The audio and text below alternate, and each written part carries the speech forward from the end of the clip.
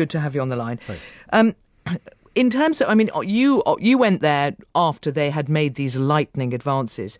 This development of a referenda, does it change things, not least for how the West? I mean, look, we know that they're hardly going to be electorally commission sort of approved referendum. Mm-hmm. But if you have an overwhelming referendum on the strip of the country in the east of Ukraine that says it wants to join Russia, mm-hmm. how should the West respond? It's in the east and the south. And the purpose of this is twofold. In 2014, the purpose of the puppet regimes in Lugansk and Donetsk was for the Russians to install them, fold them back into the Ukrainian state and use them as a means of controlling the Ukrainian state.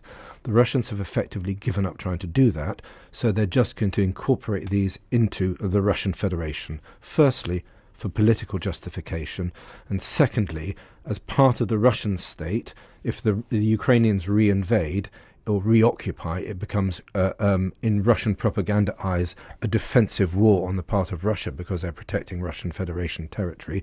And thirdly, because technically, maybe in the eyes of nobody but the Russians, it then becomes under the Russian nuclear umbrella, and the seizure of, quotes, Russian territory by Ukraine then becomes a, quotes, existential threat that justifies the use of nuclear weapons. So is that what you fear is going on here, that we could be at the point where Russia considers the nuclear option? No, not yet. I think they would consider the nuclear option in Crimea. There's two purposes of Russia using the nuclear option. One is to scare people, and they do that on a regular basis with nuclear weapons because they feel insecure and nervous.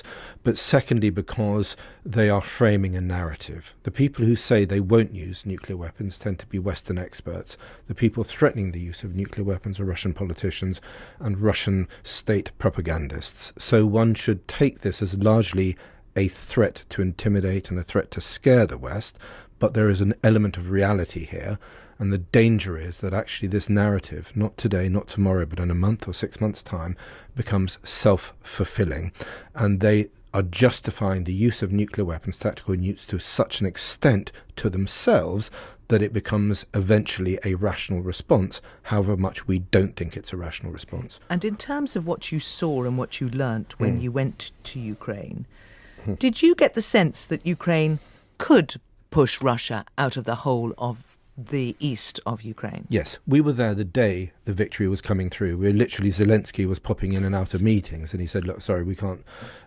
spend as long as I want with you, because he was literally having briefings with his generals as the Russian positions were collapsing and as they were moving forward. There has been a sea change in Kiev.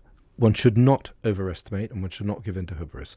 There is still a long way to go. One counteroffensive is not going to win this war, but there's a sense of light at the end of the tunnel, and that Ukraine can defeat Russia militarily. Hence, Putin will now target, to use a military term, the centre of gravity, Ukraine's centre of gravity, its weakness, its vulnerability, which is its Western alliance. It's $5 billion a month in debt, and it is entirely dependent on the West for its weapons supply. And Putin will now target that as a desperate way of trying to win a victory that he can't get on the battlefield. So war fatigue now becomes Putin's number one target. And just briefly, do you think that war fatigue could make that possible?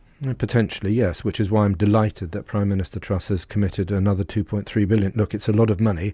And, we need to look after people at home. But there is one thing worse than fighting this Ukraine war or supporting Ukraine in its fight for its very legal rights of self-determination and self-defense, and that is not fighting it with them and not supporting it and seeing a Russian victory, which I think would be catastrophic. So we're in a bad situation either way, but we need to stick the course. We need to reject war fatigue, and we need to keep supporting the Ukrainians, as Liz and Ben Wallace are doing.